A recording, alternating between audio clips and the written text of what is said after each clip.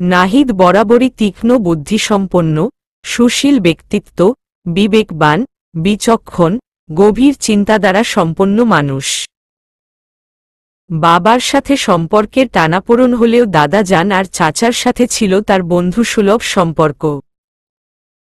নাহিদের মধ্যে একজন লিডারের সকল গুণাগুণ দেখে দাদাজান ভীষণ খুশি ছিলেন।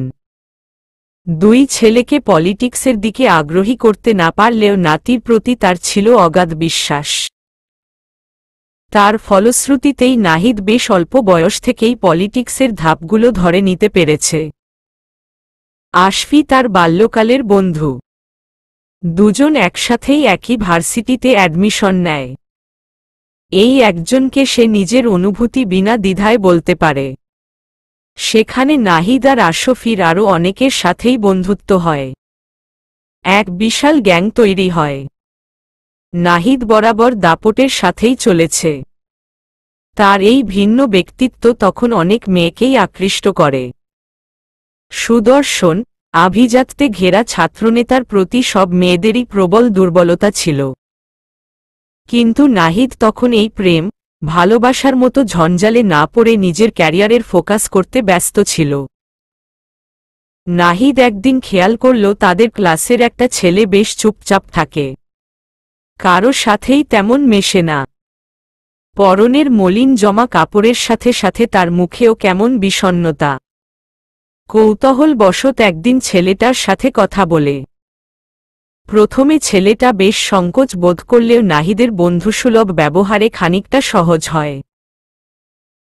নাহিদ জানতে পারে ছেলেটার বাবা মা নেই। চাচার বাসায় থেকেই লেখাপড়া করছে। চাচি তাকে তেমন পছন্দ করে না। ফলে নানাভাবেই ছেলেটা অত্যাচারিত হয়। নাহিদের ভীষণ খারাপ লাগে ছেলেটার জন্য। সে উচ্চবিত্ত পরিবারে বড় হলেও কেন যেন মানুষের দুঃখ, কষ্ট নাহিদকে অনেক বেশি প্রভাবিত করত। কঠিন ব্যক্তিত্বের ভেতরে নাহিদের যে একটা অতি কোমল সত্তা বিদ্যমান ছিল। নাহিদ কিছুদিনের মধ্যেই ছেলেটার সাথে বন্ধুত্ব করে নেয়। নিজের পাশাপাশি রাখে। ছেলেটাও নাহিদের সান্নিধ্য পেয়ে কিছুদিনের মধ্যেই নিজের বেশভূষা বদলে ফেলে। চলন বলনেও এসেছে স্মার্টনেস। তাদের মধ্যে একটা শক্ত বন্ধনের তৈরি হতে থাকে। নাহিদ ছেলেটাকে রাজনীতিতে পদার্পণ করায়। নিজের সকল কাজ ছেলেটাকে স্বাচ্ছন্দ্যে সঁপে দেয়। একসময় যেই ছেলেটার দিকে কেউ ফিরেও তাকাত না সেই ছেলেকে সকলেই এক নামে চিনতে শুরু করে। সাদমান শেখ। নাহিদ আর বাকি বন্ধুরা তাকে সিড নাকেই ডাকত। সকলেই সিডকে নাহিদের ডান হাত বলত। নাহিদের ছত্রছায়ায় সিড রাজনীতির খুঁটিনাটি সবটাই জানতে শুরু করে। নাহিদ, আশফি আর সিড এদের বন্ধুত্বের গল্প তখন সকলের মুখে মুখে। একটা সময় আশফি রাজনীতির রাস্তা থেকে সরে লতে পড়াশোনায় মনোযোগী হয়। সেই সময়টায় সিডের সাথে নাহিদের বন্ধুত্ব আরও গাঢ় হয়। নাহিদ সাদমানকে প্রচণ্ড বিশ্বাস করত। নিজের ভাইয়ের চোখেই দেখত।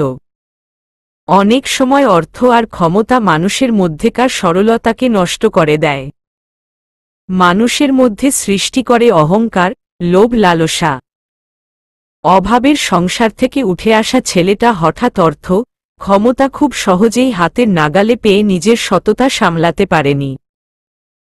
সেই সহজ সরল সাদমানের মধ্যে তখন অদৃশ্য লোভ সৃষ্টি হয়।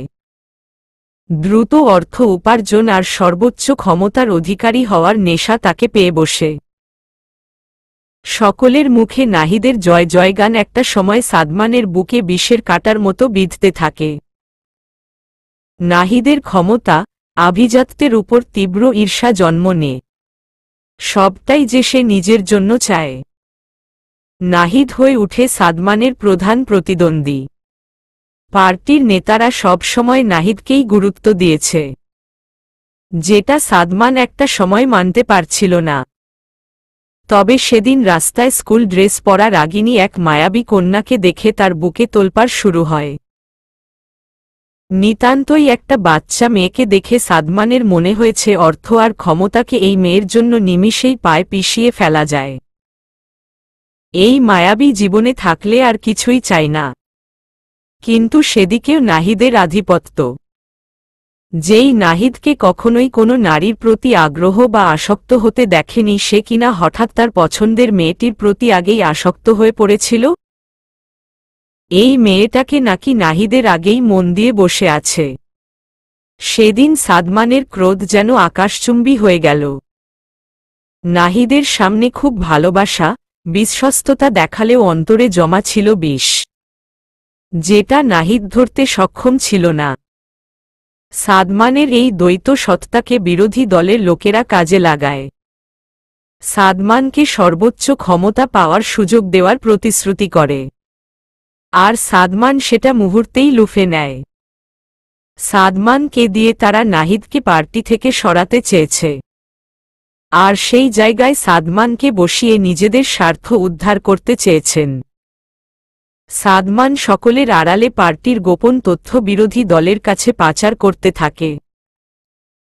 নাহিদ যতক্ষণে সাদমানের নিকৃষ্ট চেহারা দেখতে পেরেছে ততক্ষণে হয়তো অনেকটাই দেরি হয়ে গেছে। সাবা খানম আরজুর রুমের প্রবেশ করলেন। এই ভোর দুপুরেও সারা ঘরে অন্ধকার ছেয়ে আছে। তিনি সামনে এগিয়ে বারান্দায় ভারী কটন সরিয়ে দিতেই রুমে সোনালি আলোয় ঝলমল করে তুলল। তীক্ষ্ণ আলোর ঝোঁটা চোখে পড়তেই আরজু চোখ কুঁচকে কাঁথা মুড়ি দিয়ে উল্টপাশে ঘুরে গেল। সাবা খানম দীর্ঘশ্বাস ছাড়ল। অতীতে যেই অন্ধকারে ঢলে পড়েছিল মেয়েটা আজ আবার সেই পথেই হাঁটছে। তিনি আরজু পাশে বসে সিল্কি ঝলমলে চুলে হাত বুলিয়ে দিলেন। জোর করে কাঁথা সরিয়ে দেখলেন মেয়েটার মায়াবী চোখজোড়া অসম্ভব ফুলে লাল হয়ে আছে। দীর্ঘক্ষণ কান্নার ফলেই এমনটা হয়েছে। সাবা খানমের ভেতরে ভেতরে ভীষণ অপরাধ বোধ হচ্ছে। নাহিদের বিষয়ে আরজুকে আরও আগেই বলা প্রয়োজন ছিল। মেয়েটা নাহিদের সাথে ইমোশনালি অ্যাটাচ হয়ে গেছে। চাইলেও কখনো নাহিদকে ভুলতে পারবে না, তাই তো এতটা কষ্ট পাচ্ছে। তিনি শান্ত হয়ে বললেন, আমি কি আমার আরজুকে এইভাবে ভেঙে পড়তে দেখতে চেয়েছি? আমার মেয়েটা কি এত দুর্বল? আরজু সাবা খানমের কোলে মাথা রেখে শুয়ে পড়ল। চোখের কার্নিশ ঘেঁষে গড়িয়ে পড়ল অশ্রু। আরজু কাঁপা কাঁপা স্বরে বলল, আমার সাথে কেন এমন হলো খালামণি? জীবনে প্রথম কোনো পুরুষের প্রতি আমি তীব্রভাবে আসক্ত হয়ে পড়েছি, তাকে অসম্ভব ভালোবেসেছি, আর সেই মানুষটা আমার সাথে দিনের পর দিন অভিনয় করে গেল। আমি মানুষটার মিথ্যাচার কেন বুঝতে পারলাম না? আরজু, আমি তোকে কখনোই কোনো কিছুতে বাধা দেইনি। তুই যখন নাহিদকে বিয়ে করে নিলি আমি সেটা কিছুতেই মানতে পারিনি। আমি ভীষণ কষ্ট পেয়েছিলাম। তোকে সব সত্যি বলতে চেয়েছিলাম, কিন্তু তুই এইভাবে ভেঙে পড়বি ভেবে বলার সাহস পায়নি। এমনকি নাহিদকে এখনো মন থেকে মেনে নেইনি। কিন্তু আমার কেন যেন মনে হয়েছে ছেলেটা তোকে সত্যি ভালোবাসে। তাতে কোনো অভিনয় নেই। আরজু করুণ সুরে বলল, সবটাই মিথ্যা।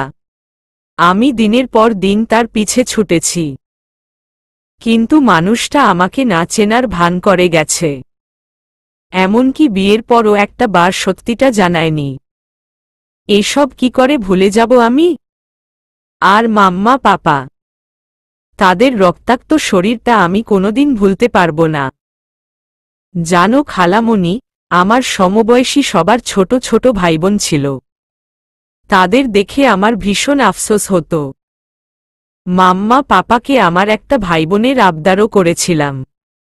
ভীষণ শখ ছিল একটা ছোট্ট বেবির। আমার মনে হয়েছিল অনেক বছর পর তারা আমার আবদারে বেবির জন্য ট্রাই করছিল। আসলেই কি তাই? সাবা খানম নিচের ঠোঁট কামড় নিজের কান্না আটকালেন। আরজু খালামণির ভেজা চোখে অবাক হয়ে তাকিয়ে রইল, আর হতবম্ব হয়ে বলল, মাম্মা সেখান থেকে আসার পর আমাকে একটা বড় গিফট দিবে বলেছিল। খালামণি, যা ভাবছি সেটা কি সত্যি? সাবা খানম আর কিছুই বললেন না। আরজুকে বুকে ঝাপটে নিলেন। অতীতের সব বিষাক্ত স্মৃতি একের পর এক বেরিয়ে আসছে। এই মেয়েটা সব সামলাবে কি করে? শ্রাবণ মেঘে থেকে ঝরে পড়া ফোঁটা সারা শহর জুড়ে স্নিগ্ধতা ছড়িয়ে দিয়েছে। সেই বৃষ্টিতে টইটুম্বুর হয়ে রামিমের বাসার দরজায় দাঁড়াল সাবিহা। রামিম দরজা খুলেই হতবম্ব হয়ে পড়ল। না চাইতেও তার নজর আটকে গেল ভেজা নীল শাড়িতে, যা সাবিহার মেদহীন শরীরে লেপ্টে আছে। শরীরের প্রতিটি ভাঁজ লাস্যময় করে তুলছে মেয়েটাকে। রামিমের বুকে তবলা বাজতে শুরু করল। হতবম্ব রামিমকে পাশ কাটিয়ে সাবিহা ভেতরে প্রবেশ করল আর বলল, এত সময় লাগে দরজা খুলতে? এইদিকে আমি ভিজে যাতা অবস্থা, এমন হা করে আছিস কেন?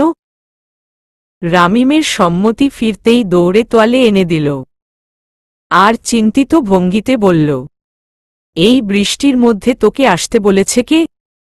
এবার জ্বর না বাঁধালেই হয়। সাবিহা চুল মুছতে মুছতে বলল, বাহ, এখানে আসার জন্য তোর পারমিশন লাগবে নাকি? এই বৃষ্টিতে খিচুড়ি খেতে মন চাইছিল, তাই চলে আসলেন। রামিম ক্ষিপ্ত হয়ে বলল, এই বাসায় কি খিচুড়ি বিলি করছি নাকি? করছিস না, কিন্তু করলে সমস্যা কি? ঝটপট খিচুড়ি রান্না করে নিয়ে আসো, তোর হাতের খিচুড়ি দারুণ হয়। রামিম অবাক হয়ে গেল। সাবিহা কতটা অধিকারবোধ দেখাচ্ছে! কই, সে তো পারছে না সাবিহার মোহনীয় রূপের দিকে বেহায়ার মতো তাকাতে।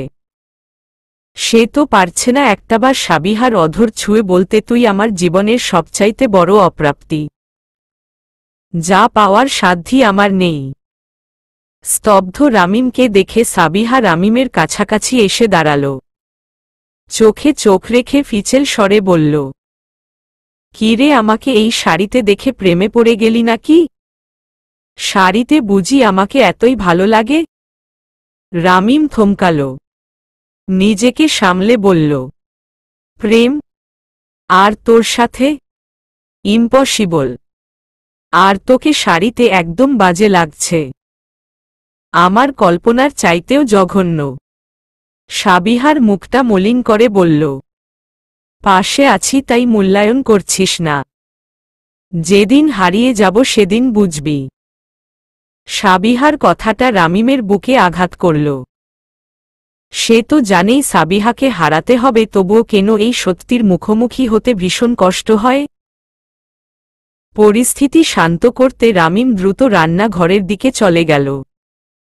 বৃষ্টির দিন হলেই রামিম খিচুড়ি খেতে পছন্দ করে। মায়ের কাছ থেকে এই রান্নাটা বেশ ভালো করেই রপ্ত করেছে। বন্ধুমহলের সকলেই রামিমের রান্না খেতে বেশ পছন্দ করে। রামিম রান্না শেষে করলে দুজনেই খেতে বসে পড়ল। সাবিহা বেশ তৃপ্তি নিয়ে খেতে খেতে বলল, দারুণ হয়েছে। বৃষ্টি হলেই খিচুড়ি রান্না দায়িত্ব তোর। আমি কিন্তু তখন রান্না বান্না করতে পারব না, আমি শুধু বৃষ্টিতে ভিজব। রামিম চুপচাপ খাওয়া শেষ করে হাত ধুতে ধুতে বলল, আমি কেন তোকে রান্না করে খাওয়াবো? তোর ফিউচার হাজবেন্ড খাওয়াবে, তাকে বলিস। সেটা তুই হলে ক্ষতি কি? রামিম শান্ত ভঙ্গিতে সাবিহার দিকে এগিয়ে এসে বলল, এই লাবণ্যময়ী রূপের আদুরে মেয়েটার উষ্ণ স্পর্শ আমার মতো খড়কুটোহীন ছেলে ডিজার্ভ করে না। সাবিহা আরও কয়েক কদম এগিয়ে আসল। দুজনের মধ্যে নেই কোনো দূরত্ব। বাইরে তখন ঝড়ের প্রকোপ কতটা ছিল সেটা জানা নেই, কিন্তু এই দুই মানবীর হৃদয় বইছে তুমুল সাইক্লোন। সাবিহা অভিমানী সুরে বলল, এই খড়কুটোহীন ছেলেটাকেই আমার অস্তিত্বে ধারণ করতে চাই, যার একাকিত্বের মিশে জীবনকে বর্ণিল আলোয় আলোকিত করতে চাই। একবার হাত বাড়িয়ে দেখ, তোর পুরো জীবনকেই রঙিন করে তুলব। রামিমের নিঃশ্বাস বন্ধ হয়ে আসছে। সাবিহার উষ্ণ নিঃশ্বাস তার গলায় এসে পড়ছে। এ কেমন জ্বালাময় অনুভূতি। তারও ইচ্ছে হয় এই মিষ্টি মেয়েটাকে লাল টুকটুকে সাজিয়ে নিজের ঘরে রেখে দিতে। কিন্তু বাস্তবতা যে ভিন্ন। রামিম কাপা কাপা গলায় বলল, এটা সম্ভব না সাবিহা, প্লিজ একটু দূরে সরে দাঁড়া। সাবিহা আরেকটু কাছে এসে নেশালো দৃষ্টিতে তাকিয়ে বলল, কেন দূরে যাব? তোর কি অন্যরকম অনুভূতি হচ্ছে? প্লিজ সাবিহা, কোনো অঘটন ঘটে যেতে পারে। আমি চাই অঘটন হোক। রামিম যেন নিজের কন্ট্রোল হারাচ্ছে। মেয়েটা তাকে এইভাবে কষ্ট কেন দিচ্ছে? সে বলল, তুই কি কিন্তু আমাকে সিরিয়াস করছিস? করছি তো। I can't control myself. কে বলেছে কন্ট্রোল করতে? রামিম যেন এক অজানা অনুভূতিতে হারিয়ে গেল। এক মুহূর্ত সময় নষ্ট না করে সাবিহার ওষ্ঠে ডুবে গেল। আরও দিনের রামিম তৈরি সেই শক্ত দেয়াল যেন মুহূর্তেই ভেঙে চুরমার হয়ে গেছে। সাবিহা পরম আবেশে চোখ বুজে নিল। চোখের কোনো বেয়ে গড়িয়ে পড়ল জল। এই অশ্রু সুখের। নিজের ভালোবাসার মানুষটির প্রথম উষ্ণ ছোঁয়া এতটা মধুর কেন হয়? কিছু মুহূর্তের মধ্যে রামিমের ধ্যান ফিরল। সে ছিটকে সরে গেল সাবিহার কাছ থেকে। প্রচণ্ড অপরাধ বোধ আর ক্রোধের কারণে ঘন ঘন নিঃশ্বাস নিতে লাগল। এমন ভুল কি করে করল ভেবে নিজেকে শেষ করে দিতে ইচ্ছে করছে। প্রচণ্ড ক্ষিপ্ত হয়ে সাবিহাকে ধমক দিয়ে বলল, এখনই আমার বাসা থেকে বেরিয়ে যা। আর কখনো আসবি না আমার বাসায়। সাবিহা শিউরে উঠল রামিমের ধমকে। অভিমানে দুচোখ ভিজে উঠল। রামিম দরজা খুলে বলল, চলে যা। সাবিহা তীব্র অভিমানে বাসা থেকে বেরিয়ে গেল। রামিম দরজায় হেলান দিয়েই বসে পড়ল। এমন সুখকর মুহূর্ত কেন এলো তার জীবনে? যেই সুখ কোনোদিন পাওয়া সম্ভব না, সেই সুখের সূক্ষ্ম রশ্মি কেন ধরা দিল? আজ কেন নিজেকে সামলাতে পারল না? মেয়েটার মনে কেন মিথ্যা আশা সঞ্চার করল? রামিম আর ভাবতে পারছে না। দুহাতে চুলের মুঠি ধরে টেনে নিল। জীবন এত জটিল কেন? বড় সোফায় বেশ আরাম করে বসে রেড ওয়াইনে চুমুক দিচ্ছে লিয়াকত আলী। পাঞ্জাবির নিচের থলথলে পেটটা নিয়ে বসতে খানিকটা অসুবিধাই হয়, কিন্তু হালকা নেশা চড়ে আছে বলে সেসব তেমন খেয়াল নেই তার। তার সামনেই ওয়াইন গ্লাস নিয়ে বসে আছে সাদমান। লিয়াকত আলী দুর্বোধ্য হেসে বলল, কি ব্যাপার সাদমান, তোমার কাজ কতদূর? ওই নাহিদ যেইভাবে আগাচ্ছে, নির্বাচনে আমাদের জয় প্রায় অসম্ভব। সাদমান বাঁকা হেসে বলল, এত চিন্তার কিছু নেই। নাহিদকে আমি ভালো করেই চিনি। শারীরিকভাবে আপনি তাকে কখনোই দুর্বল করতে পারবেন না, তাই ওকে মানসিকভাবে আঘাত করে দুর্বল করতে হবে। আর ওর দুর্বলতায় অলরেডি টোকা দিয়ে ফেলেছি। লিয়াকত আলী খুব বিচ্ছিরিভাবে হেসে বলল, নাহিদের বউকে আজ অবধি দেখতে পেলাম না। মেয়েটা নিশ্চয়ই সাংঘাতিক রূপবতী, তাই তো নাহিদ একদম ঘুপটির ভেতর লুকিয়ে রেখেছে। আমারও দেখতে ইচ্ছে করছে নাহিদের মতো গুরুগম্ভীর লোকের মনের রানীর দেখতে কেমন। নাহিদ নিশ্চয়ই কোনো সাধারণ নারীর প্রেমে পড়েনি। আমারও একটু সেই নারীর মুখদর্শন করা প্রয়োজন। নাহিদের রাত রঙিন করা নারীর প্রতি আমার বড্ড আকর্ষণ হচ্ছে। লিয়াকত আলীর কথায় সাদমানের ভীষণ রাগ হচ্ছে। গা গুলিয়ে আসছে। এই লোকে নারী দেহে আসক্ত। প্রতি রাতেই এই বুড়ো ভুঁড়ি যুক্ত লোকটার কচি মেয়ে চাই। আর টাকার লোভে কত শত মেয়েরা বাবার বয়সী লোকটার শয্যাসঙ্গী হতে প্রস্তুত। অন্য সবার সাথে আরজুর ব্যাপারটা সম্পূর্ণ আলাদা। আরজুর প্রতি সাদমানের একটা দুর্বলতা আছে। না চাইতেও এই মেয়েটার প্রতি তার তীব্র সম্মান আকর্ষণ কাজ করে। আর যাই হোক, আরজুর নাগালে লিয়াকত আলীকে আনা যাবে না। আরজুর দেখা পেলে এই জানোয়ারের মাথা নষ্ট হয়ে যাবে। আর আরজুর সাথে এমন কিছু হোক সে চায় না, বরং আরজুকে সে নিজের করে চায়, বৈধ রূপে। নাহিদকে সরাতে পারলে আরজু শুধু তার হবে। লিয়াকত আলীকে সাদমান মোটেও পছন্দ করেন, কিন্তু ক্ষমতার লাভে এই লোককে সহ্য করতে হচ্ছে। তবে সময় সুযোগ পেলে এই লোকটাকে একদম উড়িয়ে দেবে। এই ক্ষমতার পেছনে ছুটতে যেয়ে আরজুকে অনেকটা পিছনে ফেলে এসেছে। নাহিদ ও সবার সামনে এমনটাই প্রেজেন্ট করেছে। সাদমান নাহিদকে হারানোর পেছনে এতটাই বিভোর ছিল যে আরজু তার মাথা থেকেই বেরিয়ে গেছিল। নাহিদও এটাই চেয়েছিল, তাই তো সবাইকে বুঝিয়েছে সে আরজুর পিছু ছেড়ে দিয়েছে। কিন্তু নাহিদ আরজুর পিছু আসলে কখনোই ছাড়েনি। এতদিন শত্রুপক্ষকে আরজুর নাগালের বাইরে রাখতেই নিজের সবচাইতে দুর্বলতাকে নিজের কাছ থেকে দূরে রেখেছে। সবার চোখের আড়ালে সে ঠিক আরজুর প্রীতি নজর রেখেছে। আর সাদমান সেটা টেরও পেল না। সত্যি নাহিদ একদম পাক্কা খেলোয়াড়। পরের সময়টা অনেকটাই দ্রুত কেটে গেল। নাহিদ সবটা বুঝিয়ে বলতে আরজুদের বাসায় 2 বার গেছে। অভিমানী আরজু দরজা বন্ধ করে বসেছিল, সামনে অবধি আসেনি। কারণ আরজু জানে এই মানুষটার মুখোমুখি আসলেই সে ভীষণ ভীষণ ভেঙে পড়বে। এই মানুষটা তার সুখের জগৎটাকে নিমিষেই গুড়িয়ে দিয়েছে। তাকে আরজু মাফ করবে না। প্রতিবারের মতো আজও নাহিদ আরজুদের বাসার সোফায় বসে আছে। অবনী কয়েক মুহূর্ত নাহিদকে পর্যবেক্ষণ করল। উজ্জ্বল মুখটা কেমন শুকিয়ে গেছে, তেজি চোখ দুটিও কেমন গর্তে চলে গেছে। নিশ্চয়ই খাওয়া ঘুম কোনোটাই নিয়ম মাফিক হচ্ছে না। অবনীর ভীষণ খারাপ লাগল। সে শান্ত সুরে বলল, আমি আরজু আপুকে বোকা ভেবেছিলাম। আসলে সে মহা চালাক। এমন হিরোর মতো জামাইকে কেমন ভেড়া বানিয়ে রেখেছে। এত বড় নেতাকে কেমন নাকে দড়ি দিয়ে ঘুরাচ্ছে। ভাবা যায়?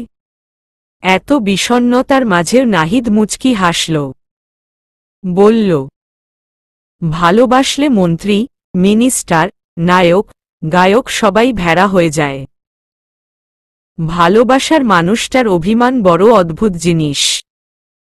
এই অভিমান না সহজে ভাঙ্গা যায় আর না অভিমানীকে ছাড়া স্বস্তিতে বাঁচা যায়।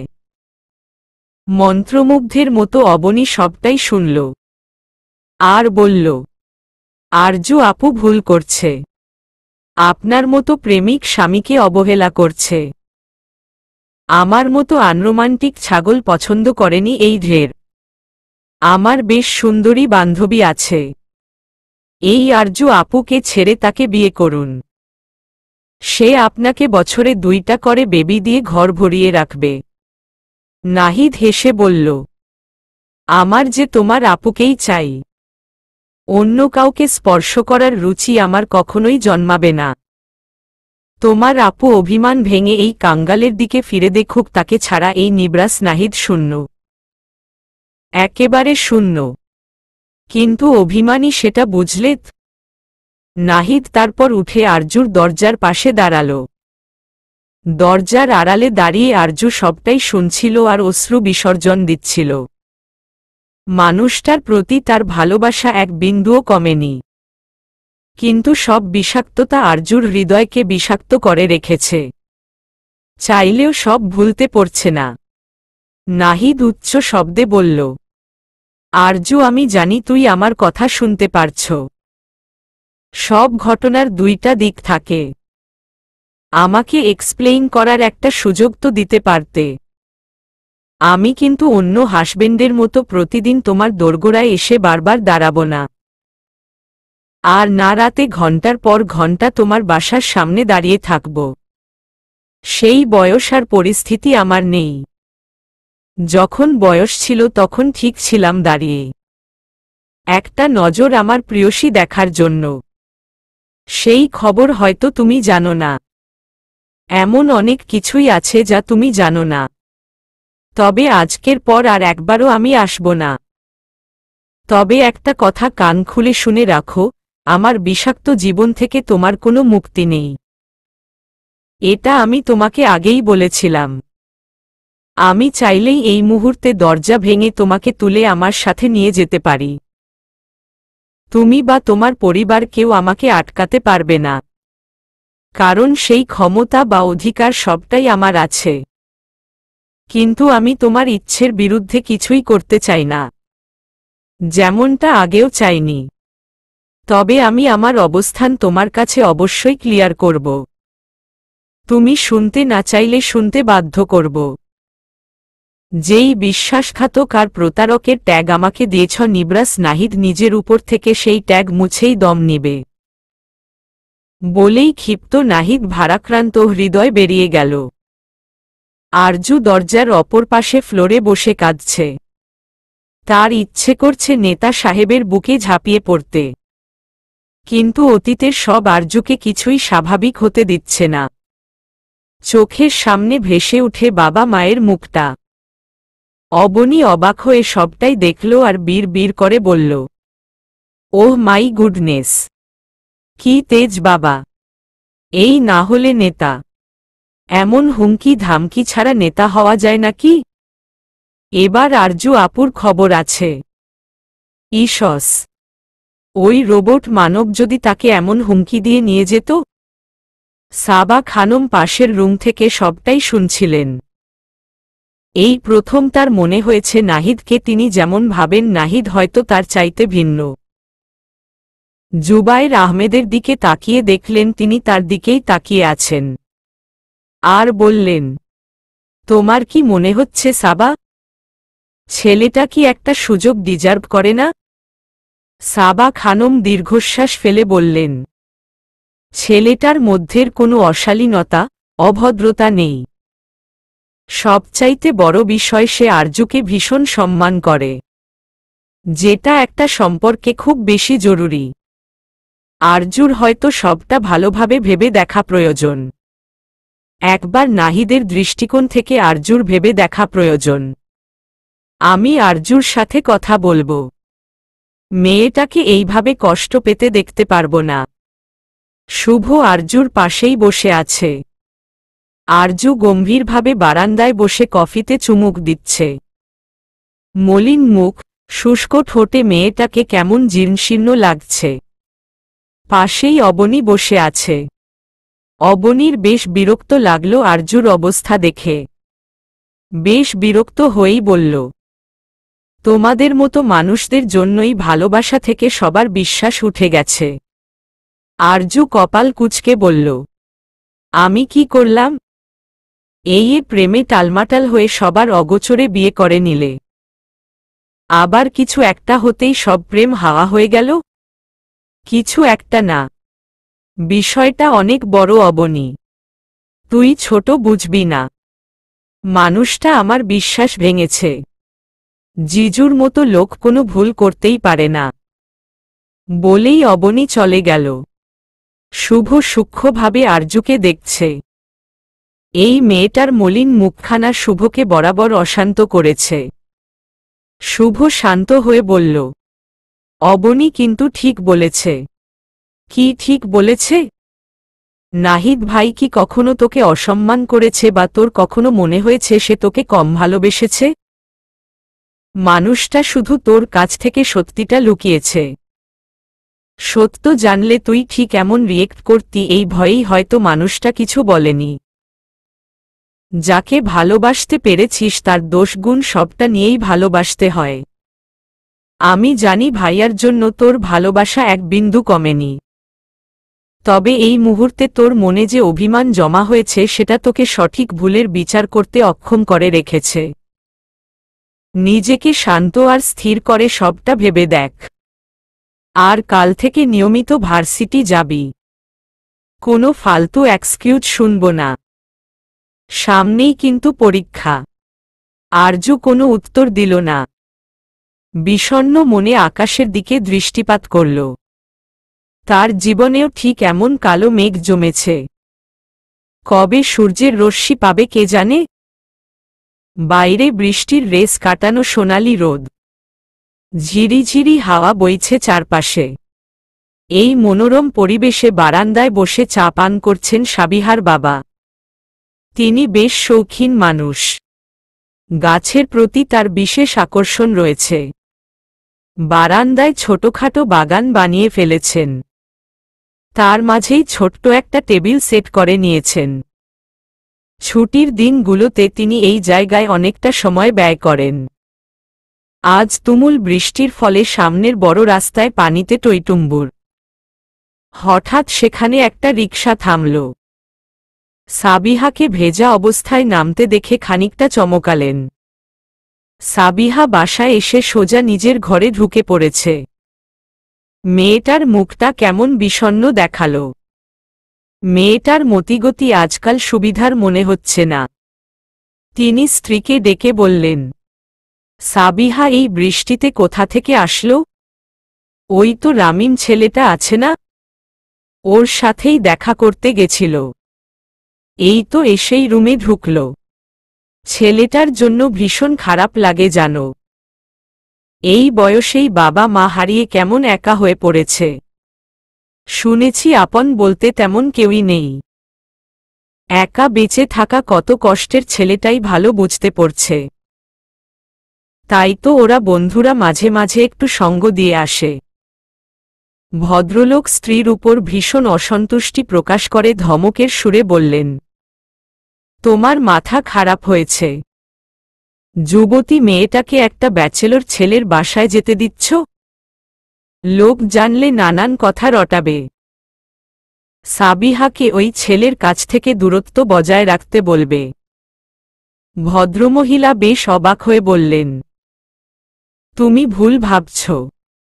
ছেলেটা ভীষণ ভালো, ভদ্র, মার্জিত ছেলে। তাছাড়া সাবিহা ওর সব ফ্রেডের সাথেই বেশ ক্লোজ। সাবিহার বাবা চিন্তিত হয়ে বললেন, আমি যা বুঝতে পারছি সেটা তোমার মাথায় ঢুকবে না। মেয়েকে নিয়ে আমার অনেক স্বপ্ন। আবেগে ভেসে সে সব ধূলিসাৎ করে দিক সেটা চাই না। রবিউলের ছেলেটার সাথে এবার পাকা কথা সারতেই হবে। মেয়েটাকে এমন বেপরোয়া হয়ে চলতে দেওয়া যাবে না। সাবিহার মা অবাক হয়ে বলল, এত জলদি বিয়ে নিয়ে কেন ভাবছ? মেয়েটা স্টাডি শেষ করুক, তারপর না হয় এসব হবে। ততদিন অনেক দেরি হয়ে যাবে। মেয়েটাকে কিছুতেই ভরসা করতে পারছি না। সে ভীষণ আবেগী। বয়স হয়েছে, দুনিয়া তো কম দেখিনি। রামিম ছেলেটাকে তোমার মেয়ে বন্ধুর চাইতে বেশি কিছু ভাবছে। আর এমনটা কিছুতেই সম্ভব না। সাবিহা দরজা বন্ধ করে ভেজা শাড়িতেই ফ্লোরে বসে রইল। পেট গুলিয়ে কান্না আসছে। অভিমানের যেন শত অভিযোগ তুলছে। আজকের এই মাদকতাময় মুহূর্তকে এমন বাজে ভাজে শেষ করতে হল রামিমের। বেশি কিছু কি চেয়েছিল? একটু ভালোবেসে প্রিয় মানুষটার সান্নিধ্যে কামনা করেছে। কিন্তু রামিম এই প্রিশিয়াস মুহূর্তকে তুচ্ছ করে তাকে বের করে দিল। এই ছেলেটা কেন নিজের ভালোবাসা প্রকাশ করছে না? সাবিহার তো কোনো চাওয়া নেই। প্রিয় মানুষটাকে নিয়ে ছোট্ট একটা ঘর বাঁধতে চেয়েছে। তবে কেন এত ভয় রামিমের? বন্ধু মহলের সকলেই সেই চিরচেনা ক্যান্টিনে বসে আছে। অন্যান্য দিনের মতো আজ আর গল্প জমে ওঠেনি। কারো মধ্যে নেই কোনো উল্লাস উদ্দীপনা। এমনটা খুব কম সময়ে হয়ে থাকে।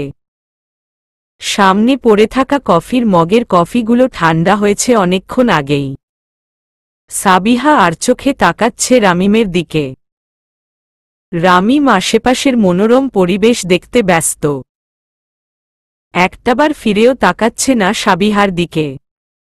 সাবিহার অভিমানী মনে একদলা কান্না জমা হল। কিন্তু সবার সামনে বেরিয়ে আসতে চাইছে না। অন্যদিকে রামিমের ভীষণ অস্বস্তি হচ্ছে। সেদিনের ঘটনার পর সাবিহার দিকে চোখ তুলে তাকাতেও দ্বিধা বোধ করছে। অজানা অনুভূতিটা এসে ভেতরে তোলপাড় সৃষ্টি করছে। নিজেকে ভেতর অপরাধ বোধ কাজ করছে। শুভ তাকিয়ে আছে আরজুর মলিন মুখটায়। কয়দিনই কেমন চোখ গর্তে চলে গেছে। চোখে মুখের সেই চঞ্চলতা আর নেই। শুভর মন চাইল আরজুকে বুকে ঝাপটে ধরে বলতে, তুই আবার আগের মতো হাসি খুশি থাক। তোকে এইভাবে দেখলে আমি সহ্য করতে পারি না। কিন্তু তাদের সম্পর্কের কোথাও কেন একটু ভাটা পড়েছে। চাইলেই অন্যের স্ত্রীকে জড়িয়ে নেওয়া যায় না। চাইলেই আরজুর উপর আগের মতো অধিকার ফলাতে দ্বিধা কাজ করে। রিমি শুভর অস্থিরতা বুঝতে পারছে, কিন্তু করার কিছুই নেই। এই ছেলেটা আরজুকে এত ভালো কেন বসে? এই যুগে এতটা নিঃস্বার্থভাবে কাউকে ভালোবাসা যায়? অন্য সব দিনের মতো আজ যারাকে তেমন উৎফুল্ল দেখল না। আজকাল তার মনটা বিষণ্ণতায় ঘিরে থাকে। অদ্ভুতভাবে সে একটা বাচ্চা ছেলেকে মিস করছে। ভীষণ মিস করছে। জাহিদের তার পিছু পিছু আসা, তাকে বিরক্ত করা সবটাই মিস করছে। এমন তো হওয়ার কথা ছিল না। এই বিষয়টা নিয়ে যারা নিজের উপরই ভীষণ বিরক্ত। যারা অচেতন মন এখনো ওই স্টুপিড ছেলেটাকে খুঁজছে। ছেলেটা কি তার উপর অভিমান করেছে? ফুয়াদ আজ কিছুতেই মন বসাতে পারছে না। আজ সকালটা স্নিগ্ধ কোমলমতি কিশোরীকে দেখতে না পেরে ভীষণ অস্থির হয়ে আছে। কোনো কিছুতেই মন বসছে না। ফুয়াদ বুঝতে পারছে লামিয়াকে ছাড়া আসলে তার একদিনও ভালো কাটবে না। মেয়েটা তার মায়ার জালে তাকে এমনভাবে ঘিরে ধরেছে যে নিঃশ্বাস নেওয়াও কষ্টসাধ্য। সকলেই যেন নিজেদের জীবনের নানান জটিলতায় ঘিরে আছে। সকলেই মন বিক্ষিপ্ত। সকলকে স্বাভাবিক করতে প্রথম উদ্যোগ যারা নিল। বলল, আরজু, তুই চেহারাটা এমন ভোতাদায়ের মতো করে রেখেছিস কেন? তোর কি জামাই মরেছে? আজও দেখলাম দিব্যি এক সমাবেশে ভাষণ দিচ্ছে। Fit and fine. বরং তুই আসার পর থেকে সে তো আরও হ্যান্ডসাম লুকে ঘুরছে। শয়ে শয়ে মেয়েরা হুমরি খেয়ে পড়ছে। আর তুই গাধি ওই মেয়েদের সুন্দর রাস্তা করে দিচ্ছিস। স্টুপিড একটা। আর সাবিহা, তোর কি সমস্যা? এমন ভাব মারাচ্ছিস কেন? যেই ব্যাটার জন্য এমন করছিস সে যেহেতু বুঝছেই না, তার বুকে দুইটা লাথি মেরে চলে যা। কাহিনী খতম। এত কিসের বিরহ? সবাই খানিকটা নড়ে চড়ে বসল। রামিম প্রচণ্ড বিরক্তি প্রকাশ করে উঠে দাঁড়িয়ে বলল, তোদের ফালতু প্যাচালে আমি নাই। আমার টিউশনি আছে, যেতে হবে। আর আরজু, তুই ভুল করছিস। যা বুঝলাম সেটা একটা অ্যাক্সিডেন্ট ছাড়া আর কিছুই না। নাহিদ ভাই যথেষ্ট ভদ্র আর ভালো লোক। সেই নিশ্চয়ই ইচ্ছেকৃতভাবে তোর বাবা মাকে মারতে যায়নি। লজিক্যালি চিন্তা কর। আর বাকি রইল সবটা তোর কাছে লুকানোর বিষয়, সেটা না হয় তুই নাহিদ ভাইয়ের সাথে কথা বলে ক্লিয়ার করে নে। চাইলেই সম্পর্ক ছিন্ন করা যায় না। আমরা জানি বাবা মায়ের বিষয়ে তুই অনেক বেশি ইমোশনাল হয়ে পড়িস। তোর ইমোশন আমি বুঝি। তোর মতো আমিও এতিম।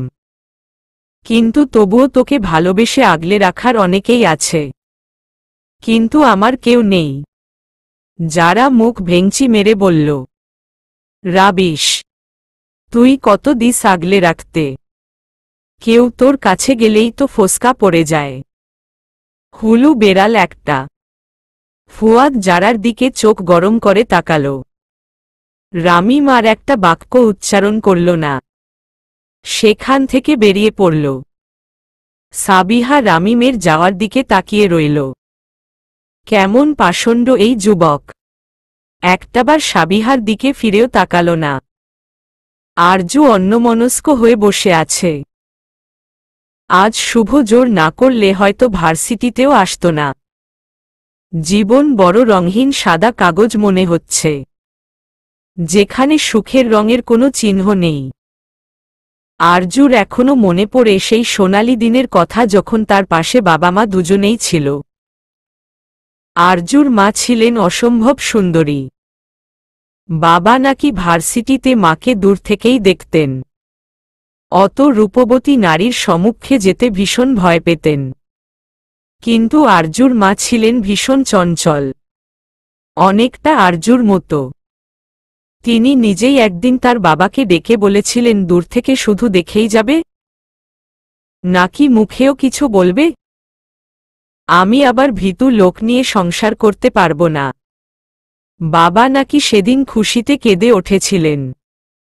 তারপর দেখতে দেখতে অনেকটা সময় একটু একটু করে গড়েছিল একটা ছোট্ট সংসার। কিন্তু সবটাই মুহূর্তেই শেষ। খুবই বাজেভাবে তাদের অ্যাক্সিডেন্ট হয়েছিল। আরজু কি করে ভুলবে মায়ের সেই থেতলে যাওয়া হাত, ক্ষতবিক্ষত মাথার ডান পাশ, ভাঙ্গা পা, আর বাবার ফেটে যাওয়া মাথা, ভাঙ্গা মেরুদণ্ড, কেটে যাওয়া দুইটা আঙ্গুল। সেদিন আরজু দেখেছিল চারদিকেই শুধু রক্তের বন্যা। তাই তো আজও সামান্য রক্ত দেখলে মেয়েটার প্যানিক অ্যাটাক হয়। বাবা মাকে সেই অন্ধকার কবরে শুয়ে আসার পর সেই বিরান, নির্জন ঘরে আরজুর নিঃশ্বাস নিতে কষ্ট হচ্ছিল। যেখানে একসময় ছিল কোলাহল পুরনো, সব অতীত আবার আরজুর মস্তিষ্ককে গ্রাস করে রেখেছে। আরজু যেন আবারও হারিয়ে যাচ্ছে পূর্বের ডিপ্রেশনের। ক্যান্টিনে তখনই তাদের টেবিলের পাশে এসে দাঁড়ালো সাইদ, তাদের সিনিয়র আর একজন ছাত্রনেতা। ভার্সিটিতে বেশ দাপট তার। আশ্চর্যজনকভাবে ছেলেটা আরজুকে বেশ সমীহ করে। যারার মতে লোকটা আরজুর প্রেমে হাবুডুবু খাচ্ছে। আরজুর দিকে কেউ বাজে নজরে তাকালেই এই সাইদ তার মাথা ফাটাতে দেরি করে না। সাইদ মিষ্টি হেসে বলল, হ্যালো গার্লস, কি অবস্থা তোমাদের? শুভ তখন ওয়াশরুমে ছিল। রামিম তো আগেই চলে গেছে। তাই বর্তমানে টেবিলে সাবিহা, যারা, রিমি, আরজু আর ফুয়াদ উপস্থিত। ফুয়াদ বাঁকা হেসে বলল, অনলি গার্লস। ভাই, আমাদেরকে কি চোখে পড়ে না? সাইদ মেকি হেসে বলল, আমার নজর শুধু গার্লসদের দিকেই আটকায়। গে বা সমকামী হলে অবশ্য তোমার দিকেও পড়ত। তুমিও নিশ্চয়ই সেই ক্যাটাগরিতে পড়ো না? রিমি আর যারা ফিক করে হেসে উঠল। ফুয়াদ বেচারা চুপসে গেছে। সাইদ বেশ বুদ্ধিমান ও চতুর ছেলে। তার সামনে ফুয়াদ টিকতে পারবে না ভালো করেই জানে। সাইদ আরজুর উদ্দেশ্যে বলল, আরজু, তোমাকে একটু দরকার ছিল, আসতে পারবে? আরজু মলিন হেসে বলল, কোনো প্রয়োজন ভাইয়া? একটু যদি আসতে। আরজু সাইদকে বেশ সম্মান করে, তাই এই বিষণ্ণ সময়ও মানুষটাকে মানা করতে পারল না। সাইদ তাকে নিয়ে গেটের বাইরে চলে আসলো। খানিকটা সামনে এগিয়ে একটা গাড়ি দেখিয়ে বলল, ভাই অপেক্ষা করছে, যাও। আরজুর কপাল কুঁচকে ভালো করে তাকিয়ে চমকে গেল। এটা নাহিদের গাড়ি। ঠিক সেই সময় ড্রাইভিং সাইটের পাশের গ্লাস খুলে গেল। দেখা গেল একটা সুদর্শন পুরুষ সানগ্লাস পরে বসে আছে। আরজুর মনে হলো কয়েক যুগ পর লোকটার সাথে তার দেখা হল। নাহিদ সানগ্লাস খুলে প্রগাঢ় দৃষ্টিতে তাকিয়ে আরজুর উদ্দেশ্যে বলল, গাড়িতে উঠে বসো। নাহিদের গম্ভীর স্বরে করা আদেশে আরজুর বুকে দুকপুক শুরু হয়ে গেল। অন্তত এটা অস্বীকার করার অবকাশ নেই যে এই পুরুষটিকে আরজু ভীষণ ভালোবাসে। এই মানুষটার মুখ তার হৃদয়কে শীতল করে তোলে।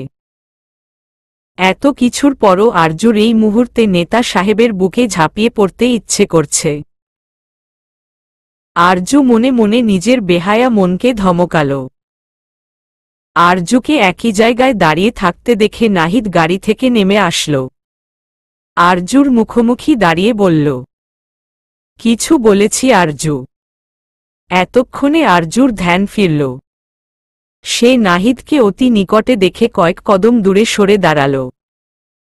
আর এই কাজটাই যেন নাহিদের পছন্দ হল না। এই প্রথম সে আরজুর সাথে রূঢ় হল।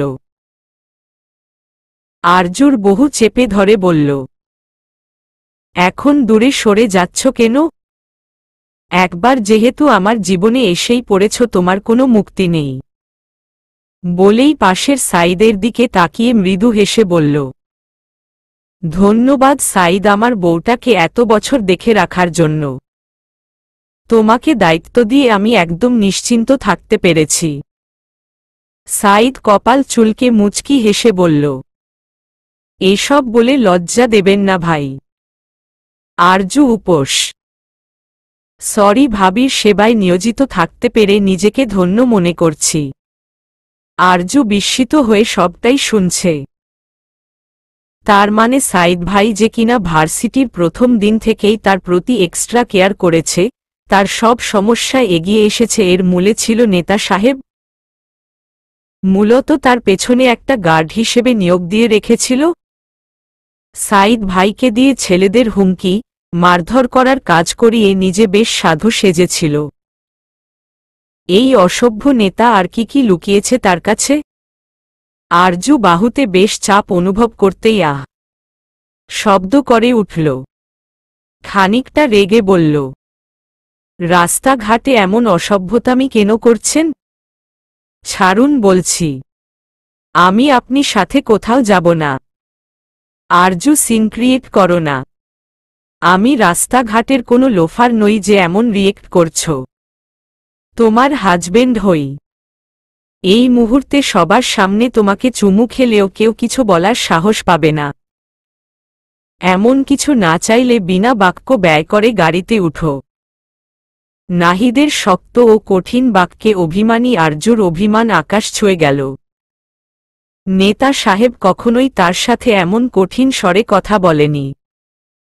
অথচ আজ কেমন তীক্ষ্ণ দৃষ্টিতে তাকিয়ে আছে। আরজুকে স্থির থাকতে দেখে নাহিদ আরজুকে এক প্রকার জোর করে গাড়িতে তুলল। আরজু অভিমানে চোখের পানি ছেড়ে দিয়েছে, বারবার নাক টানছে। নাহিদ সেদিকে মনোযোগ না দিয়ে ড্রাইভিংয়ে মনোযোগ দিল।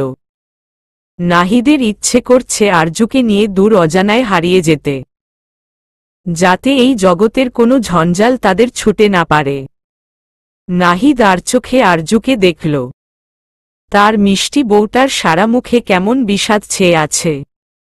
আচ্ছা, রাগলে কি আরজুকে বেশি মায়াবী লাগে? লালচে নাকের ডগায় যেন মায়া উপচে পড়ে। আকাশে জমা হয়েছে ঘন কালো মেঘ। রোদের তীব্রতাকে ছাপিয়ে আকাশ সেজেছে নিজের রঙে, যেন নিজের যন্ত্রণা ধরনীর বুকে ঢেলে দিচ্ছে। নিস্তব্ধ রাস্তায় এগিয়ে চলছে নাহিদের গাড়ি। আকাশের চাইতেও বেশি নিস্তব্ধতা ছেয়ে আছে গাড়ির ভেতরে। আরজু একদম নীরব হয়ে বসে আছে। নাহিদের দিকে তাকাচ্ছে না, কারণ এতে তার অস্থিরতা আরও বৃদ্ধি পাবে। কিন্তু নাহিদের গাড়ি শহরের বাইরের দিকে ছুটতে দেখে আরজুর কপালে চিন্তার ভাঁজ পড়ল। সে অস্থির চিত্তে বলল, আপনি কোথায় নিয়ে যাচ্ছেন আমাকে? গাড়ি থামান, আমি যাব না আপনার সাথে। নাহিদ আরজুর কথায় কোনো পাত্তা দিল না। আরজু রেগে আবার বলল, কি বলছি শুনতে পারছেন না? কোথায় নিয়ে যাচ্ছেন আমাকে? নাহিদের নিরলস উত্তর, জাহান্নামে। আমি আপনার সাথে জাহান্নাম জান্নাত কোথাও যাব না। নাহিদ আবারও শান্ত কিন্তু কঠিন সুরে বলল, তুমি যেতে বাধ্য। কি পেয়েছেন আপনি? নেতা বলে সব জায়গায় ক্ষমতা দেখবেন? আমার সাথে একদম গুন্ডামি করবেন না। এতদিন ভদ্র শান্ত সেজে এখন গুন্ডামি করছেন? নেতা বলে না, বরং হাজবেন্ড বলে ক্ষমতা দেখাচ্ছি। আর আমি তো ভদ্র কখনোই ছিলাম না। সেটা তোমার চাইতে ভালো কে জানে? বলেই আরজুর দিকে বাঁকা চোখে তাকালো। আরজু হাঁ করে তাকিয়ে রইল নাহিদের দিকে। এই লোকটা এত অসভ্য! কি তীক্ষ্ণ চাহনি! আরজু যেন পারে না নিজেকে একটা খোলসে ঢুকিয়ে ফেলে। প্রচণ্ড লজ্জা আর রাগে সে নাহিদের দিকে তেড়ে আসল। নাহিদের পাঞ্জাবির কলার টেনে বলল, আপনি একটা অসহ্য লোক, বেহায়া, নির্লজ্জ। নাহিদ দুষ্ট হেসে নিচের ঠোঁট কামড়ে বলল, এসবের প্রমাণ তো প্রতি রাতেই দিয়েছি, নতুন করে বলার কি আছে? আরজু বিস্মিত হয়ে ছিটকে দূরে সরে আসল। এ কোনো নেতা সাহেবকে দেখছে? এর তো মুখে কোনো লাগাম নেই। আগেও আরজুকে নানাভাবে লজ্জা দিত, কিন্তু এখন আরজু আর ভাবতে পারছে না। আচ্ছা, নেতা সাহেব তাকে কোথায় নিয়ে হচ্ছে? আরজু ব্যাগ থেকে ফোন বের করল। উদ্দেশ্য শুভকে কল করা। শুভকে কল করে বলতে হবে এই নেতা পাগল হয়ে গেছে, নিজের স্ত্রীকেই কিডন্যাপ করে নিয়ে যাচ্ছে। শুভর নম্বরে ডায়াল করে হ্যালো বলতেই নাহিদ ছিনিয়ে ফোন নিয়ে কানে ধরে বলল, শালা সাহেব, আমি আমার বউকে নিয়ে গেলাম, কবে ফিরছি জানি না। আরজুর খালামণিকে কাইন্ডলি ইনফর্ম করে দিও। আরজু ভীষণ লজ্জা পাচ্ছে তাকে জানাতে। হানিমুনের কথা মেয়েরা নিজের মুখে বলতে ভীষণ লজ্জা পায়। আশা করি তুমি নিশ্চয়ই বিষয়টা হ্যান্ডেল করতে পারবে। আল্লাহ হাফেজ। বিস্মিত আরজুর দুহাত আপনা আপনি নিজের মুখে চলে গেল। এই লোক নির্ঘাত মাথায় ব্যথা পেয়েছে। তার নেতা সাহেব এমন আচরণ করতেই পারে না। সেই ভদ্র, শান্ত নেতার এ কেমন রূপ! আরজুকে ভরকে দিতে পারে নাহিদের ভীষণ ভালো লাগল। বউকে রাগাতে এত আনন্দ হয় আগে জানা ছিল না। এই রমণী তো আগে তার সাথে এত রাগ দেখাত না। কেমন লাজুক লতা কিংবা ভালোবাসায় তৃষ্ণার্ত হতে দেখেছে। আরজু এবার খেপা বাঘিনীর মতো ঝাঝালো কণ্ঠে বলল, শুভকে কি বললেন এসব? আমি আর এক মুহূর্তই আপনার সাথে থাকব না। গাড়ি থামান বলছি। বলেই আরজু দরজা খুলতে চেষ্টা করল, কিন্তু পারল না। আরজুর ছটপট করাতে নাহিদের ড্রাইভ করতে বেশ ঝামেলা পোহাতে হচ্ছে। তাই আরজুর দিকে ঝুঁকে বলল, আশফি ঠিক বলেছে, মেয়েরা বেশি বুঝে। তোমার মতো বাঘিনীকে যে এত সহজে জব্দ করতে পারবো না আগেই বুঝেছি। তাই তো তোমার জন্য স্পেশাল ব্যবস্থা করে রাখা হয়েছে। তবে আমি এমনটা করতে চাইনি, কিন্তু এটা ছাড়া আর উপায় নেই। বলেই আরজুর মুখে একটা রুমাল চেপে ধরে। আরজু কয়েক সেকেন্ড দাপাদাপি করে নিস্তেজ হয়ে সিটে হেলান দিয়ে ঘুমিয়ে পড়ে। নাহিদের কাজটা করে মোটেও ভালো লাগছে না, কিন্তু আরজুকে শান্ত করার আর কোনো উপায় ছিল না। নাহিদের কল পেয়ে শুভ কিছুক্ষণ স্তব্ধ হয়েছিল। নাহিদের কথার মানে না বুঝলেও এটা বুঝতে পারল আরজুর মান অভিমান ভাঙ্গার প্রয়াস চলছে। শুভর একদিকে ভালো লাগল, কারণ আরজু বেশ কিছুদিন যাবৎ কেমন অস্বাভাবিক হয়েছিল। কারো সাথেও তেমন কথা বলছিল না। এই মেয়েটা একদম মেন্টাল স্ট্রেস নিতেই পারে না। নাহিদ যদি সবটা ঠিক করতে পারে তবে শুভ প্রশান্তি অনুভব করবে। তবে নাহিদের একটা কথা শুভর মস্তিষ্ককে কেমন পীড়া দিচ্ছে। হানিমুন শব্দটা কেন যেন শুভর বুকের ভেতরের পুরনো ক্ষতটা একটু ঘা সৃষ্টি করল। শুভ জানে আরজু সম্পূর্ণরূপে অন্য কারো, তবুও তার অবুঝ মনকে কি দিয়ে বুঝাবে? রিমি আর যারা পাশেই ছিল। রিমি শুভর মলিন মুখটা দেখে বলল, কি বলল আরজু? শুভ দীর্ঘশ্বাস ফেলে বলল, আরজু না, নাহিদ ভাই কল করেছে। আরজুকে নিয়ে কোথাও যাচ্ছে। খালামণিকে ইনফর্ম করতে বলল। যারা মুচকি হেসে বলল, এই এরা আবার হানিমুনে যাচ্ছে না তো? How romantic. আরজুর মান ভাঙ্গাতে রসকসহীন মেয়র ও রোমান্টিক পোলা হয়ে গেল। ভাবা যায়।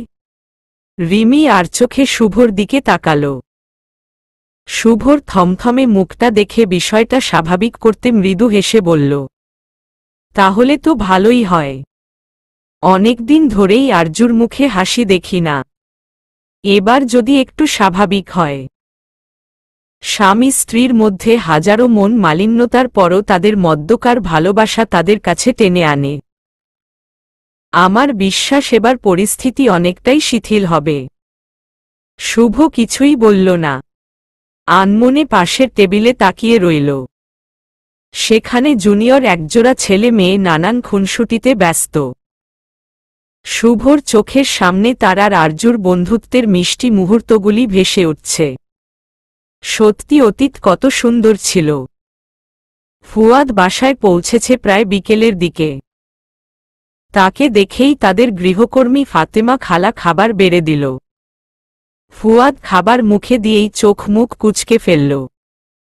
ফাতেমা খালাকে উদ্দেশ্য করে বলল, খালা আপনি কি জানেন আপনার হাতের রান্না খুবই বাজে? খালা মুখটা মলিন করে বলল, জি জানি, আমার জামাইও এই কথা কয়। আপনার হাতের রান্না খেলে নির্ঘাত আমি পটল তুলব। খালা বিস্মিত হয়ে বলল, হায় আল্লাহ, আপনি কেন ফোড়ল তুইল্লা আনবেন? আপনার ফোড়ল খাইতে মন চাইলে আমি বাজার টেনে আইনা দিমু। খালার কথায় ফুয়াদ বুক ফাটিয়ে হেসে উঠল আর বলল, খালা এই পটল তোলা সেই পটল তোলা না। যাই হোক, লামিয়া আসেনি কেন কিছু জানেন? আমি কল করলাম, ধরল না। ফুয়াদের কথায় খালা খানিকটা কাচুমাচু করতে লাগল।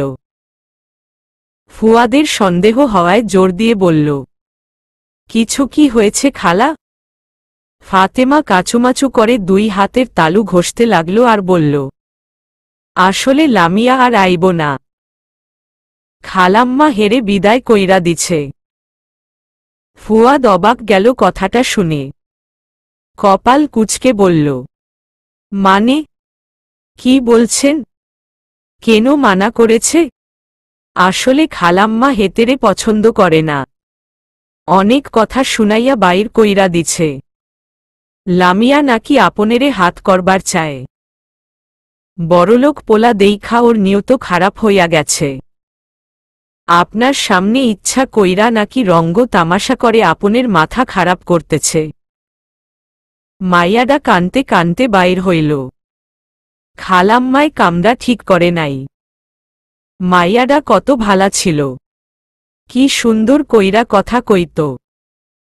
ফুয়াদ অবাকের চরম পর্যায়ে পৌঁছে গেল। তার মা এমন নিকৃষ্ট কাজ করতে পারে তার ধারণা ছিল না। রাগে টেবিলের উপর থাকা পানির মগটা আছাড় মেরে ভেঙ্গে ফেলল। চেঁচিয়ে বলল, এত কিছু হয়ে গেল আর আপনি আমাকে এখন বলছেন? ফাতেমা খালা বেশ ভয় পেয়ে গেলেন। ফুয়াদ প্রচণ্ড ক্ষিপ্ত হয়ে মায়ের নম্বরে কল করল, কিন্তু তিনি রিসিভ করেননি। হয়তো কোনো মিটিং-এ ছিলেন। তার জীবনের প্রথম ভালোবাসা লামিয়া। আগে হাজারটা গফ থাকলেও তাদের প্রতি ফুয়াদের কোনো অনুভূতি ছিল না। দুই পক্ষ থেকেই টাইম পাস ছিল, কিন্তু লামিয়ার প্রতি তার বেশ গাঢ় অনুভূতি। এই মেয়েটার মুখের এক চিলতে হাসি ফুয়াদের এলোমেলো জীবনকে মুহূর্তেই কেমন পরিপূর্ণ করে তোলে। আর সেই মেয়েটাকেই তার মায়ের কাছ থেকে লাঞ্ছনার শিকার হতে হল। ফুয়াদ প্রচণ্ড ক্রোধ নিয়ে বাসার বাইরে বেরিয়ে আসল। উদ্দেশ্য মায়ের অফিস। সাদা বাল্বের তীক্ষ্ণ আলোতে চোখ খুলল আরজু। চোখে মুখে এখনো ঘুম ঘুম ভাব। পিট পিট করে তাকিয়ে দেখল একটা অচেনা রুমের নরম বিছানায় সে। আরজু এক মুহূর্তের জন্য চমকে গেলেও পর মুহূর্তেই মনে পড়ল নাহিদের কাণ্ডের কথা। অস্থির চিত্তে আশেপাশে চোখ বুলিয়ে দেখল নাহিদ কোথাও নেই। দ্রুত বিছানা থেকে উঠতে যেয়ে খেয়াল করল তার পরনে আগের ফতুয়াটা নেই, বরং অন্য একটা টি শার্ট। আরজু টি শার্ট থাকে নির্গত হওয়া পুরুষালী গন্ধে বুঝে গেল এটা নাহিদের। আরজুর প্রচণ্ড রাগ হল। এসবের মানে কি? ঠিক তখনই ওয়াশরুম থেকে বেরিয়ে আসলো নাহিদ। উন্মুক্ত দেহে শুধু পরনে কালো ট্রাউজার। ভেজা স্নিগ্ধ নাহিদকে দেখে আরজু যেন সব ভুলে গেল। এই তো সেই বক্ষস্থল যেখানে মাথা রেখে কত রাত কেটেছে আরজুর। এই সেই দেহ যার উষ্ণতায় মত্ত ছিল বহু রজনী। আরজুকে এইভাবে সম্মোহন দৃষ্টিতে তাকাতে দেখে নাহিদ গলা খাকানি দিয়ে বলল, এমনভাবে তাকাচ্ছ যেন খেয়ে ফেলবে। আরজুর অনুভূতির রাজ্য থেকে ফিরে আসল। নাহিদের বাঁকা কথায় আরজুর মন মেজাজ খারাপ হল। রেগে তেড়ে আসলো নাহিদের দিকে। বলল, আমার ড্রেস চেঞ্জ করেছে কে? আর কেন? নাহিদ গায়ে টি শার্ট জোড়াতে জোড়াতে বলল, কে আবার করবে আমি ছাড়া? বাইরে বৃষ্টি ছিল। গাড়ি থেকে তোমাকে কোলে নিয়ে নামতে নামতে ভিজে গেছিলে তাই। কি? আপনি এমনটা করতে পারলেন? এত নির্লজ্জ আপনি? একটা মেয়েকে অজ্ঞান করে তার সাথে যা তা করবেন? আপনি একটা দুশ্চরিত্র। নাহিদের এবার মেজাজ চটে গেল। আরজুর দিকে তেড়ে এসে বলল, লিসেন আরজু, আমি কোনো পরপুরুষ নই। তোমার স্বামী। তোমার শরীরের প্রতিটা লোমকূপে আমার বিচরণ আছে। আরে তোমার শরীরের প্রতিটি তিল আমার মুখস্থ। তাই এটা নিয়ে আমার চরিত্রে দাগ দেওয়াটা নিতান্তই বোকামি। আরজু বুঝল রাগে বোকার মতো কথা বলছে। যেই মানুষটা তার স্বামী, যার সাথে তার একটা সেক্সুয়াল রিলেশন ছিল, তার সামনে এমন করাটা বোকামি। আরজু আশেপাশে চোখ বুলিয়ে বলল, আমরা কোথায় এখন? হানিমুনে। আরজু বেশ বিরক্ত হল। অন্য সময় হলে হয়তো খুশিতে নাহিদের ঠোঁটে জম্পেশ একটা চুমু খেয়ে নিত। কিন্তু বর্তমান পরিস্থিতি অনেকটা ভিন্ন। আরজু আবার বলল, হেয়ালি বন্ধ করুন। নাহিদ এবার খানিকটা সিরিয়াস হয়ে আরজুর পাশে দাঁড়াল। আরজুর চোয়ালে আলতো স্পর্শ করে শীতল দৃষ্টিতে তাকিয়ে বলল, তোমাকে অনেক কিছু বলার আছে, যার জন্য একটা পিসফুল প্লেসের প্রয়োজন ছিল। আরজুর সারা শরীর শিউরে উঠল। কতদিন পর মানুষটার সেই আলতো স্পর্শ পেল। নাকে এসে ঠেকেছে পুরনো সেই মাতাল করা সুবাস। সত্যি আরজু বেহায়া। এই পুরুষটির জন্য চরম বেহায়া। নাহিদ আরজুর দিকে তাকিয়ে বলল, আমরা বর্তমানে সিলেট আছি। আরজু চমকে গেল। সিলেট? এত দূর? এত সময় ঘুমিয়েছে সে? আরজু রেগে উত্তেজিত হয়ে বলল, সিলেট? এত দূরে কেন এনেছেন আমাকে? নাহিদ মলিন হেসে আরজুর কপালে উষ্ণ স্পর্শ একে নেশালো সুরে বলল, কতদিন ধরে আমার বউটাকে ভালো করে দেখি না, একটু ছুঁই না। তাকে মন ভরে দেখতে যাতে কোনো বাধা না আসে তাই। আরজুর নিঃশ্বাস ভারী হয়ে আসল। বুকের ভেতর অসম্ভব ঝড় তুফান চলছে। নাহিদের সংস্পর্শে আসলেই যেন আরজু দুর্বল হয়ে পড়ে। কিন্তু যখনই সব মনে পড়ে বুকে তীব্র ঘৃণার জন্ম হয়। আরজু নাহিদকে এক ঝটকায় দূরে সরিয়ে দিল। আর চিৎকার করে বলল, ডোন্ট টাচ মি। যেই হাতে আমার মাম্মা পাপার রক্ত লেগে আছে সেই হাতের স্পর্শ আমি চাই না। নাহিদ আরজুর কাছাকাছি আসতে নিলেই আরজু রেগে নাহিদের দিকে বলিশ ছুঁড়ে মারে থাকে। আর কেঁদে কেঁদে বলতে থাকে, মিথ্যাবাদী প্রতারক আপনি। আমার সাথে এতদিন নাটক করে গেছেন, মিথ্যা ভালোবাসার নাটক করেছেন। নাহিদ দ্রুত আরজুকে বুকে জড়িয়ে নিল। আরজু ছুটতে চাইলে নাহিদ জোর করেই ধরে রাখল। প্রচণ্ড রাগে অভিমানে আরজু চিৎকার করে কাঁদতে লাগল। নাহিদের নিজেরও চোখ ভিজে উঠেছে। সে আরজুর মাথায় হাত বুলিয়ে শান্ত করার চেষ্টা করে বলল, শান্ত হও আরজু। তোমার কান্না আমার কাছে বিষের কাঁটার মতো। আমি তোমাকে সবটা বলতে চাই। কেন, কিভাবে সব হয়েছে সবটা। আমি আর কোনো বানোয়াট কথা শুনতে চাই না। ছাড়ুন আমাকে, ছাড়ুন বলছি। আমি খালামণির কাছে যাব। নাহিদ আরজুকে শান্ত করতে পারছে না। অন্যদিকে আরজু নাহিদকে একের পর এক বকে যাচ্ছে। নাহিদ বিরক্ত হয়ে ধমক দিয়ে বলল, শাট আপ আরজু। আমি তোমার সাথে কোনো প্রতারণা করিনি। যদি প্রতারণা করতাম তবে তোমার মনে আমার জন্য ভালোবাসা আছে জেনে তোমাকে মুহূর্তেই বিয়ে করে নিতে পারতাম। সুযোগ কি ছিল না? এটা কি অস্বীকার করবে? আমার একটা ইশারায় তুমি আমার হয়ে যেতে না? আমি নিজের অপরাধ বোধের কারণে সবসময় তোমাকে এড়িয়ে চলেছি। তোমার অনুভূতিকে কখনোই প্রশ্রয় দিয়ে তোমাকে দুর্বল করিনি। যেদিন তুমি আমার কাছে নিজের ভালোবাসার ঝুলি খুলে বসলে আমি আর নিজেকে সামলে রাখতে পারিনি। আমিও তো মানুষ। যাকে এত বছর যাবৎ ভালোবেসে এসেছি তাকে বারবার কি করে ফিরিয়ে দেই? আরজু শান্ত হল। অতিরিক্ত কান্নার ফলে চোখ ফুলে উঠেছে। বুক অস্বাভাবিকভাবে উঠানামা করছে। নাহিদ আরজুর সামনে ফ্লোরে বসে পড়ল। আরজুর কোলে মাথা রেখে শান্ত হয়ে বলল, জানো আরজু, মা মারা যাওয়ার পর থেকেই না আমি অনেকটা বদলে গেছিলাম। অতি দুষ্ট ছেলেটা কেমন শান্ত হয়ে পড়েছিল।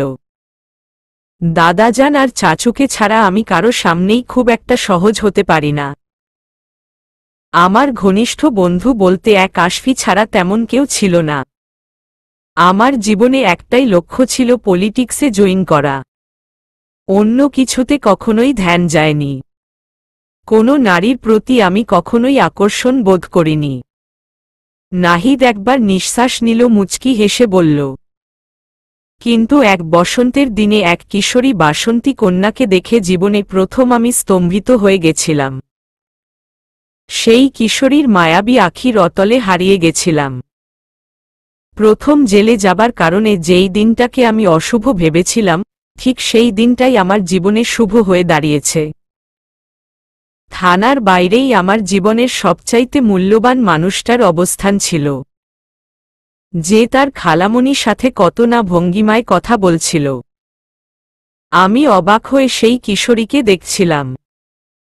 আমার জীবনে সেদিন বসন্তের রং লেগেছিল। পলিটিক্সের বাইরে আমার মন অন্য কোথাও ঘুরে বেড়াচ্ছিল। আরজু স্তব্ধ হয়ে সবটাই শুনছিল। নাহিদ যেই দিনটার কথা বলছে আরজুর সেটা অনেকটা ঝাপসা মনে হচ্ছে। খালামণিকে নিয়ে ঘুরতে যাওয়ার বায়না করতেই হয়তো গেছিল। তবে আরজু অবাক হল যে তখন তো তার মাম্মা পাপা জীবিত ছিল। তার মানে নেতা সাহেব তাকে সেই অ্যাক্সিডেন্টের আগে থেকেই চেনে। নাহিদ আরজুর কোমর জড়িয়ে আরেকটু কাছে টেনে কোলে ভালো করে শুয়ে বলতে লাগল, এর পরের সময়টা আমার জন্য ছিল অনেকটা অন্যরকম। তোমার সাথে অদ্ভুতভাবেই আমার আরও একবার দেখা হয়। আমি যতই চাইছিলাম এই মায়া থেকে বেরিয়ে আসতে, কিন্তু অজানা আকর্ষণ আমাকে তোমার দিকে টেনে নিয়ে গেছে। একটা সময় তোমার সব ডিটেলস কালেক্ট করি। সেই কিশোরী আরজুকে আমি প্রায় প্রতিদিন স্টক করতে থাকি। একটা বাচ্চা মেয়ের পেছনে ঘোরার কারণে আমার বন্ধুরা আমাকে নিয়ে মজা করত। আমি কখনোই তোমার সামনে এসে নিজের ভালোবাসা প্রকাশের চেষ্টা করিনি, কারণ তোমার বয়সটা অল্প ছিল। রাস্তাঘাটে দাঁড়িয়ে প্রেমের প্রস্তাব দিয়ে তোমার কিশোরী মনে ভয় সঞ্চার করতে চাইনি। তাছাড়া প্রেম ভালোবাসার অনুভূতির বেড়া জালে ফেললে তুমি স্টাডিতে মনোযোগ হারাতে। আর আমি চেয়েছিলাম কয়েকটা বছর পর নিজের পায়ে দাঁড়িয়ে তবেই তোমার মুখোমুখি হব। আচ্ছা, তোমার কি মনে হয় তোমার মতো রূপবতী মেয়ের এই শহরে এত স্বাচ্ছন্দ্য মতো চলা সম্ভব? কেউ কখনো তোমাকে নাইফ টিজিং করতে পেরেছে আর না প্রেমের প্রস্তাব দিয়েছে। যেই দুই একজন চেষ্টা করেছে তাদের পরদিন এমনি এমনি হসপিটালে ভর্তি হতে হয়নি। আমি তোমার মুখোমুখি না হলেও তোমাকে একান্ত আমার করে রেখেছি। কারো নজর তোমার অবধি পৌঁছাতে দেইনি। তুমি হয়তো জানানো না, তখন থেকে এখন অবধি আমার নজর সর্বদা তোমার উপর থাকে। সময়টা আমার বেশ চলছিল। একদিকে আমার লুকানো অনুভূতি আর অন্যদিকে আমার পলিটিক্সে বিচরণ, সবটাই পারফেক্ট, একদম পারফেক্ট। কিন্তু বলেই নাহিদ থামল। আরজু সবটাই হতবম্ব হয়ে শুনছিল। এই মানুষটা তাকে এত আগে থেকেই ভালোবেসে এসেছে। আরজু ভেবেছে সবটা ঘটেছে সেই অ্যাক্সিডেন্টের পর। সত্যি তো, আরজুকে কখনোই কেউ রাস্তাঘাটে ডিস্টার্ব করেনি। যদিও শুভ তার পাশে থাকত, তবুও তখন সেই কিশোর শুভর পক্ষে তাকে সিনিয়রদের তোপের মুখ থেকে রক্ষা করার ক্ষমতা ছিল না। তবে নাহিদের মুখে কিন্তু শুনে আরজুর নিঃশ্বাস বন্ধ হয়ে আসল। কারণ নিশ্চয়ই সেই কিন্তু পর সেই দুর্বিষহ রাতের বর্ণনা রয়েছে। আরজু হাঁটুর উপরে ভেজা অনুভব করল। বুঝতে পারল কঠোর ব্যক্তিত্বের নেতা সাহেব কাঁদছে। আরজু অবাক হল। এই আরজু এই মানুষটিকে দুর্বল হতে দেখল। আরজু মন চাইল নাহিদের চুলে হাত বুলিয়ে সান্ত্বনা দিতে, কিন্তু আরজু তেমনটা করল না। কারণ এই বর্ণনার শেষটা আরজুর জানা। এর শেষটা ভীষণ হৃদয় বিদারক। একবার মন চাইল নাহিদকে ঠেলে কোল থেকে নামিয়ে দিতে, কিন্তু আরজুর বেহায়া মন সেটা পারল না।